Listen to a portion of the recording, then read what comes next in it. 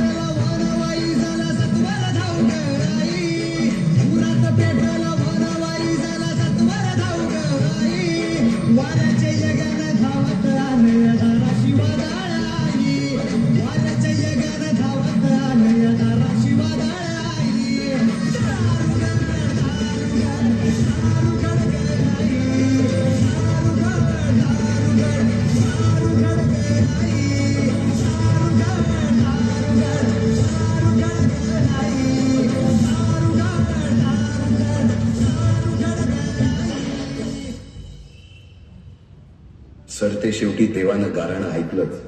शालिवन शके 1551 शुक्ल नाम संवत्सर उत्तरायण शिशिर ऋतू फाल्गुन मध्य तृतीयेला सायंकाळी शुभ लग्न उदित असता कलियुगातील नरसिंहाचा, ग्रहमंडलातील सूर्याचा, नक्षत्रातील ध्रुवाचा, या सम छत्रपती शिवरायांचा शिवनेरीवर जन्म झाला.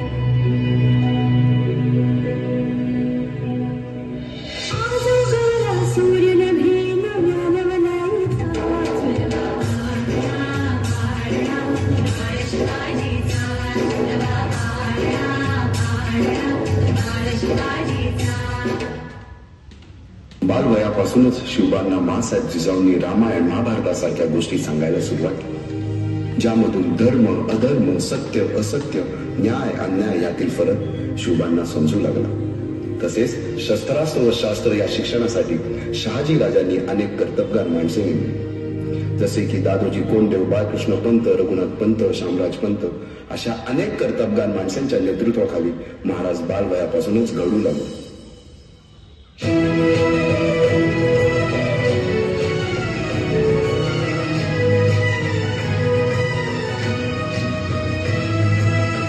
अर्जुन तूच केशव तू तुझा हो सारथी, तूच अर्जुन तूच केशव तू तुझा हो सारथी, करुणी मार गणी मावर दे भूमी भूमीस आहुती करुणी बाण गरीबावर दे भूमीस आहुती तूच अर्जुन तूच केशव तू तुझा हो सारथी करुणी बाण गरीबावर दे भूमीस आहुती. एकटे नेतृत्व कधीच साम्राज्य उभे करू शकत नाही. त्यासाठी तशी कर्तबगार माणसे, निष्ठावन मावे घडवावे लागतात. शिवरायांनी असे सवंगडी त्या वयापासूनच पारखायला सुरुवात केली.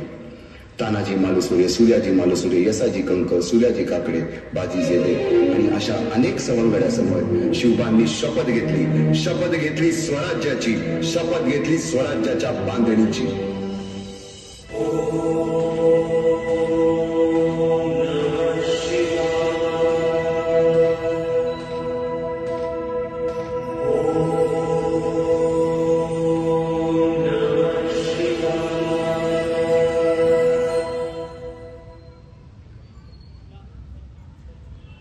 आम्ही मराठे यवनांची पीडा नष्ट करण्यासाठी हिंदवी स्वराज्य स्थापन करीत आहोत. यवनांची पीडा नष्ट करण्यासाठी हिंदवी स्वराज्य स्थापन करीत आहोत.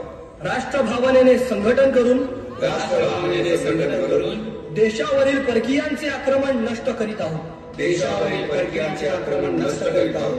स्वकीय व परकीय शत्रूंचे उच्चाटन करण्यासाठी स्वराज्य स्थापन करीत आहोत. यात तू आम्हास यश द्यावे. हे राज्य व्हावे ही तर श्रींची इच्छा. रायरेश्वरासमोर शपथ घेतली आणि स्वराज्याची घोडदौड सुरू झाली. तोरणा किल्ला घेऊन स्वराज्याचे तोरण बांधले. पुढे मुरुंब देवाचा डोंगर, कुवारी गड, सुभान मंगल, कोंढाणा, शिरवळचा किल्ला, पुरंदर आणि 12 मावळ स्वतंत्र झाला. पुढे राजांनी पराक्रमाने जावळी देखील घेतली. परंतु त्यानंतर स्वराज्यावर ओढवले भले मोठे संकट. ते संकट म्हणजे अफजल खान.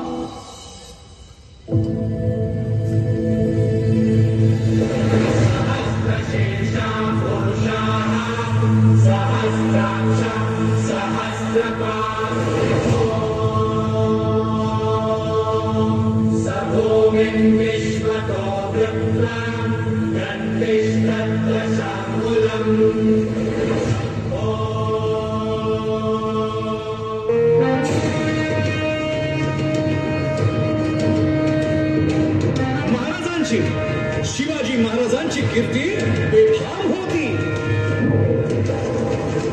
महाराजांची कीर्ती बेफाम, भोल्या भाल्यांना फुटला घाम. याला कोण घालील यस्सेने दरबारी पुस्ती बेगम. बरी बेगम म्हणजे अली आदिल शहाची आई बर का. नजरेत तिच्या अंगार दरबार झाला गपगार. कुणी घेईना पुढाकार, साऱ्यांनीच मानली हार. इतक्यात अचानक एक सरदार उठला, बोलला, हम लाएंगे शिवाजी को. हम त्यानं विडा उचलला. नवतेचं अफजल खान, नवतेचं अफजल खान चिता जागता जणू सहिताने. कर बोलला छाती ठोकून, शिवबाला सागतो चिरडून.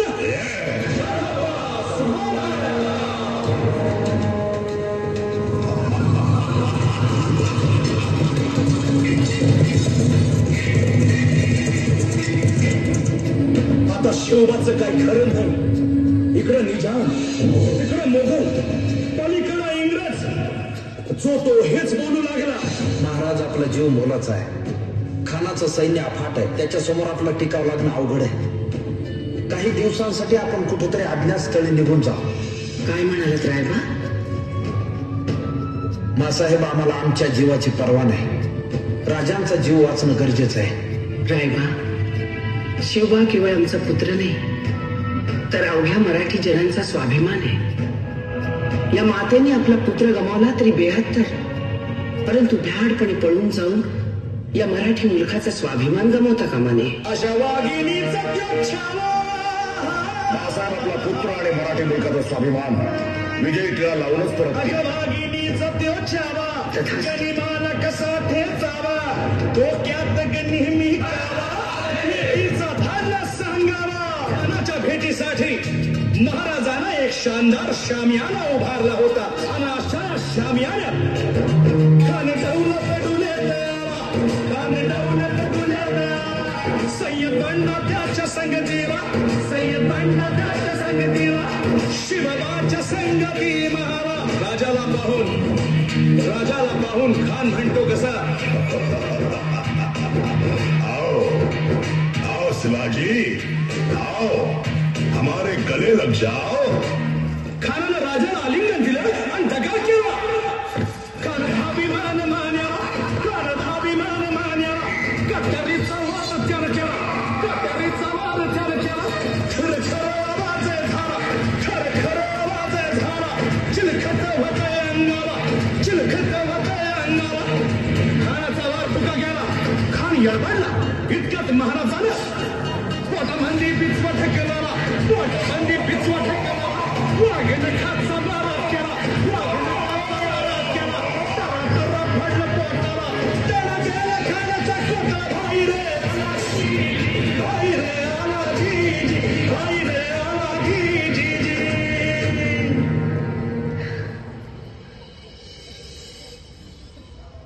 अफजल खानाच्या वधानंतर महाराजांनी स्वराज्यवाढीची मोहीमच हाती घेतली.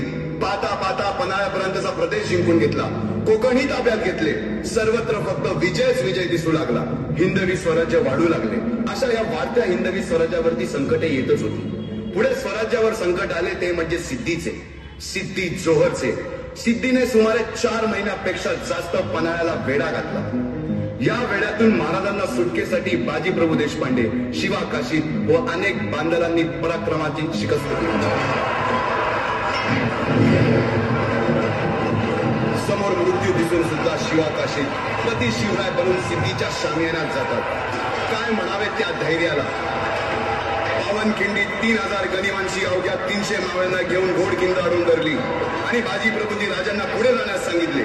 काय म्हणावे त्या शौर्याला. राजे लाख मिले तरी चालतील, परंतु लाखांचा पोशिंदा हा जगलाच पाहिजे. जा राजे जा, फक्त एक करा. विशालगडावर पोहोचल्यावर तोफेचे 5 बार द्या. तोपर्यंत हा बाजी या खिंडीतच गनिम रोखून ठेवतो. पुरंदराच्या तळावेळी मुरारबाजींना माझ्या सैन्यात आलमगीर बादशाहकडून मनसब देतो असे आमिष दाखवणाऱ्या त्या दिलेर खानासमोर मुरारबाजी स्वराज्याच्या पायी वाहिलेल्या निष्ठेला आठवून तांडव करतात. काय म्हणावे त्या स्वामी निष्ठेला. पुढे राजांना आग्र्याला जावे लागले. तेथील औरंग्याच्या मगरमिठीतून निष्ठून आल्यावर तहात दिलेल्या किल्ल्यापैकी जेव्हा कोंडाळा घेण्याची वेळ आली तेव्हा स्वतःच्या मुलाचे लग्न बाजूला ठेवून सुभेदार तानाजी मालुसरे पुढे आले. काय म्हणावे त्या त्यागाला. ही मोहीम मॅच फत्ते करणार आहे. आधी लगीन गोंगाण्याचं, मग माझ्या रायबाचं.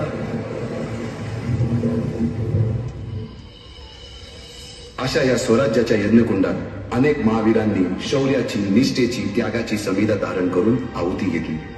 अशा कित्येक महावीरांनी पराक्रमाची पराकाष्ठा करत स्वराज्याचे एक दगड, चिऱ्या, पायऱ्या बसवल्या, घडवल्या. एक बुरुज बांधला गेला आणि आता वेळ आली त्या बांधलेल्या भक्कम गडावर विजयशी धारण केलेला भगवा ध्वज चढवण्याची.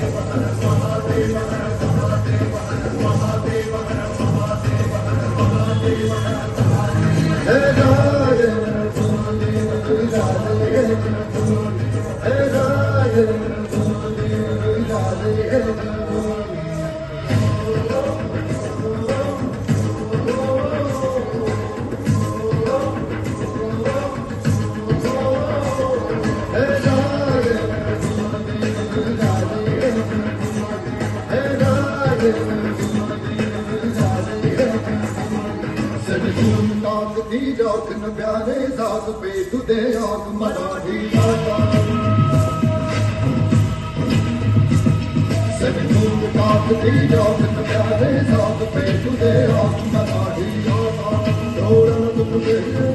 you.